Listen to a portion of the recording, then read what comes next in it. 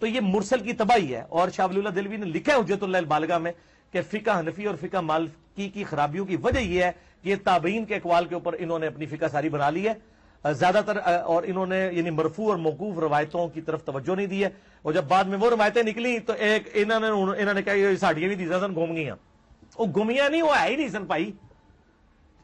جی تابعین بھی تو سب سے زیادہ کذاب اور جھوٹے لوگ تابعین کے اندر ہیں. خوارج کون ہے؟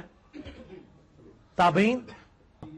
ہمارا ہاں یزید بھی تابعی ہے, حجاج ابن یوسف, تو تابعیوں نے کون سا سمجھا.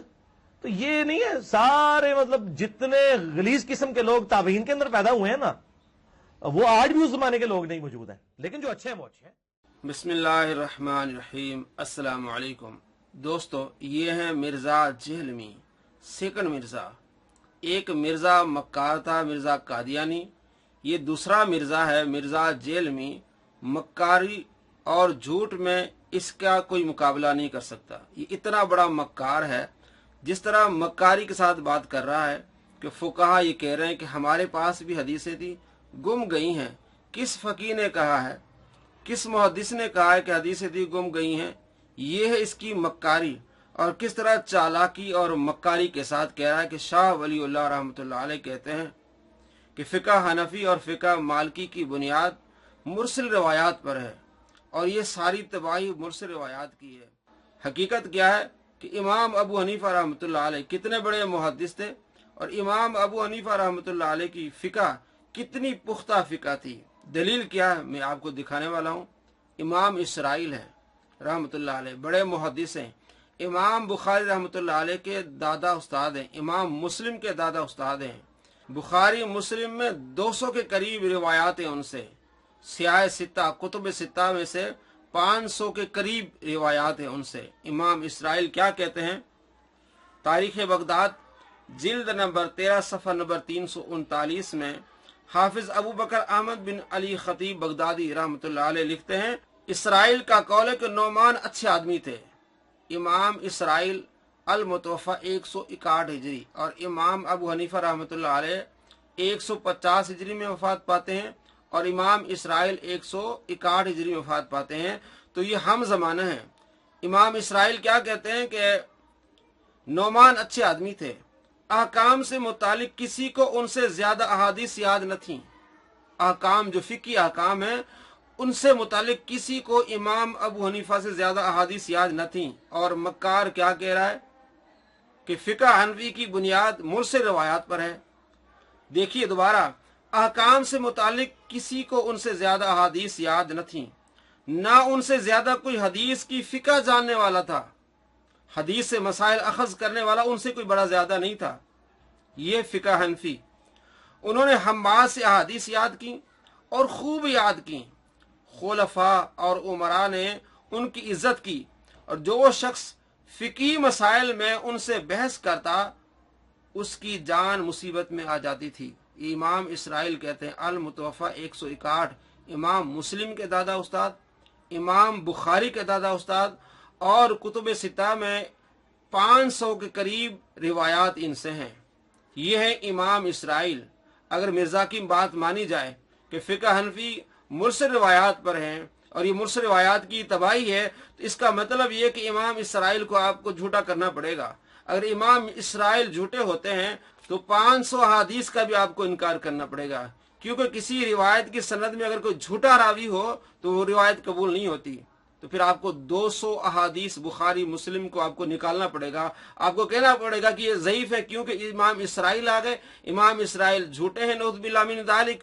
تو اب ان 200 احادیث کو آپ کو نکالنا پڑے گا, ادروائز آپ کو ماننا پڑے گا کہ یہ مرزا بڑا مکار ہے. امام اسرائیل کیا کہتے ہیں کہ احکام سے متعلق کسی کو ان سے زیادہ احادیث یاد نہ تھیں, نہ ان سے زیادہ کوئی حدیث کی فقہ جاننے والا تھا. نعمان یعنی امام ابو حنیفہ رحمۃ اللہ علیہ کے بارے میں یہ کہتے ہیں. یہ فتنہ باز شخص.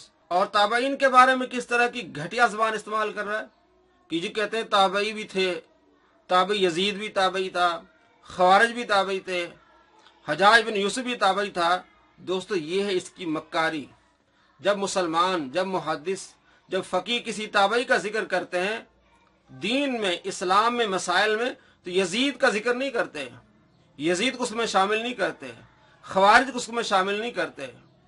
हज्जाज बिन यूसुफ से कोई किसी ने दीन नहीं सीखा।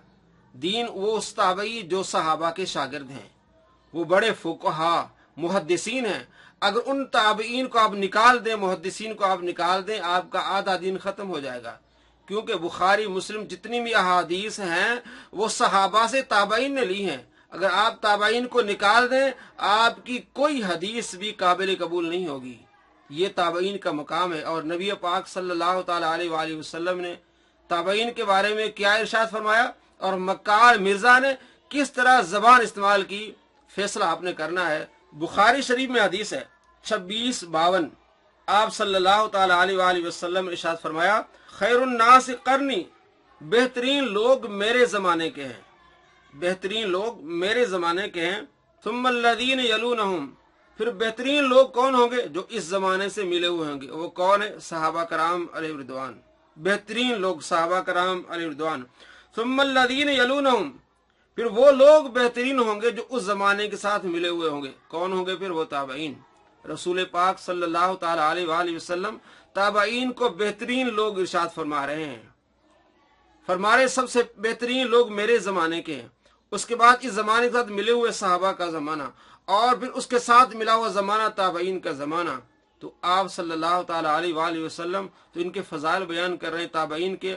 और ये मक्कार मिर्जा 2-4 बंदों को लेके सारे ताबईन के फजीलत को कैसे रोंद डाल रहा है, किस तरह मक्कारियां कर रहा है।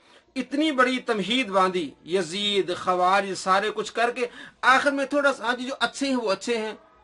भाई सारे ताबईन अच्छे हैं, उनमें से चंद होंगे, कुछ होंगे जो राह से हट गए। लेकिन जब हम ताबईन का जिक्र करते हैं वो नेक और अच्छे लोगों की बात होती है। इस तरह घटिया जबान इस्तेमाल करने वाला ये मुसलमानों का खैर खा नहीं होता। आप सल्लल्लाहु ताला अलैहि वसल्लम की इस हदीस का मजाक उड़ाने वाला होता है। नबी पाक सल्लल्लाहु ताला अलैहि वसल्लम इरशाद फरमा रहे हैं कि ताबईन अच्छे लोग हैं, और ये 2-4 बंदों को लेके तो उनको क्या कह रहा है कि ताबईन क्या हैसियत रखते हैं। यजीद के जमाने में इमाम हुसैन भी था, तो जमाने में इमाम हुसैन को अच्छा कहा जाएगा। यजीद के होने के साथ वो जमाना खराब नहीं होगा।